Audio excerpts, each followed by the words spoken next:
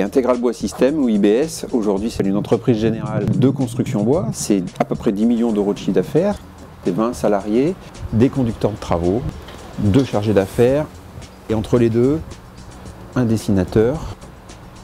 Là on est sur l'opération, la première opération de l'entreprise qui va être sur la base des plans de l'architecte, de monter la maquette numérique, le bâtiment en 3D. On va voir des assemblages et des croisements de bois.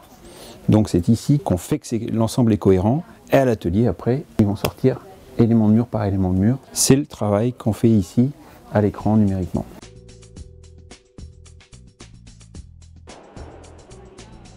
On se trouve maintenant dans l'atelier où tout se passe. On va commencer par le début, c'est-à-dire le débit de tous les éléments bois dont on a besoin. Ça se passe au fond. Ce qui compte pour nous à ce stade-là, c'est de perdre un minimum de matière. Cette scie numérique va permettre, à partir de longueurs qui sont standards, d'optimiser la découpe pour avoir un minimum de chute. Évidemment, avec les étiquettes que vous voyez là, ça va permettre de les retrouver sur le plan, puisqu'elles sont numérotées, et de commencer par exemple l'opération qui se passe ici. On va commencer à faire les chevettes.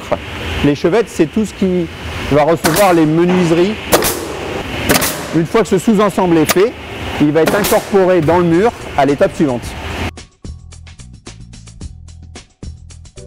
On obtient l'ossature, ça ressemble à un squelette, où on retrouve les parties qui vont recevoir les menuiseries et les montants courants qui correspondent aux parties opaques du mur. Ce qui va être important pour conférer la solidité au mur, c'est d'y clouer ce qu'on appelle le panneau de contreventement.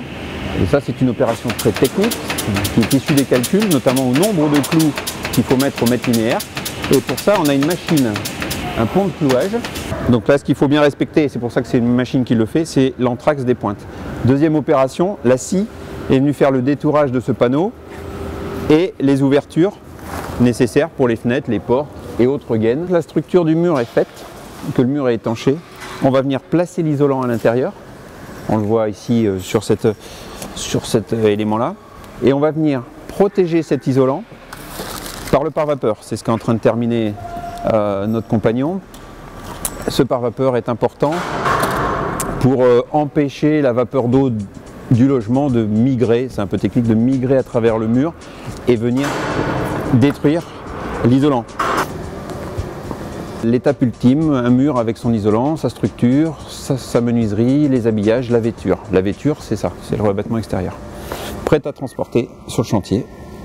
Et la prochaine étape, ce sera une grue qui attrape ces deux éléments-là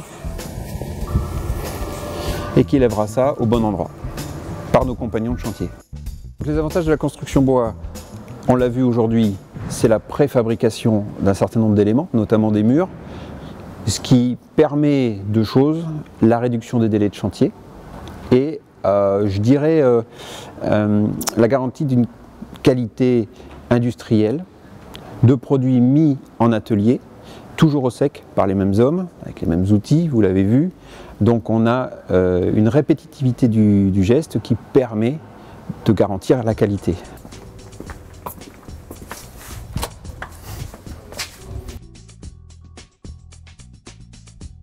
L'acte de construire doit être un acte économique au-delà de l'acte militant. L'accession et l'acte d'achat d'un appartement reste quelque chose de très très onéreux. Les gens s'endettent sur 20 ans.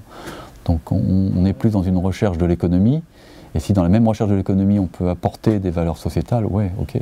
Mais il ne faut pas inverser les choses. Aujourd'hui, les techniques dites de murs montaux, qui sont des techniques qui ont été développées pour répondre à des enveloppes de bâtiments qui sont, elles, très performantes thermiquement, puisque dans le corps du produit, vous avez l'isolation. C'est-à-dire que sur un mur qui va faire 20 cm d'épaisseur, c'est 20 cm d'isolant. Contrairement au béton, vous allez avoir 20 cm de béton, puis vous rajoutez des isolants extérieurs.